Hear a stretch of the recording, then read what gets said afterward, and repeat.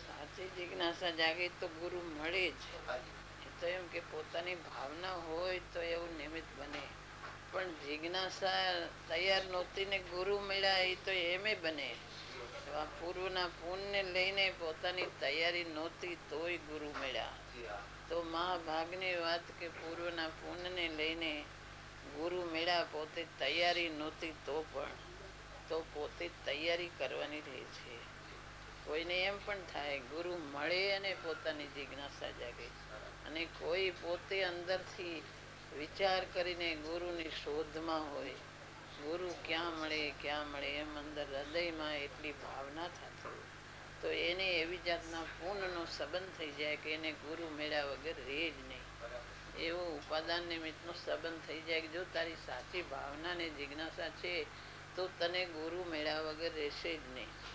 પણ કોઈને એમ પણ બને કે પોતાની કાંઈ તૈયારી નહોતી તો પણ ગુરુ મળી જાય. પૂર્વના પૂનને લઈને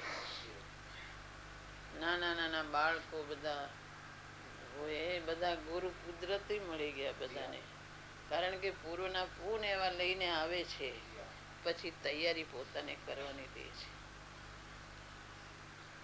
ગુરુ મળીને જિજ્ઞાસા જાગે, કોઈને પોતાની જિજ્ઞાસા તૈયાર થાય ને ગુરુ મળે.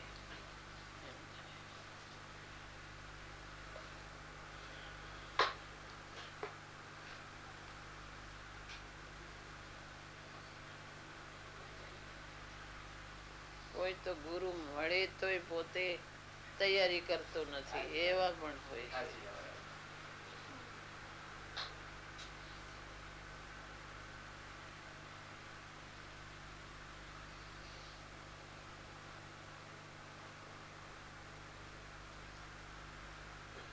જે ગુરુ મળ્યા, પૂર્વના પુણ્યોદય મહાભાગ્ય ગુરુ મળ્યા.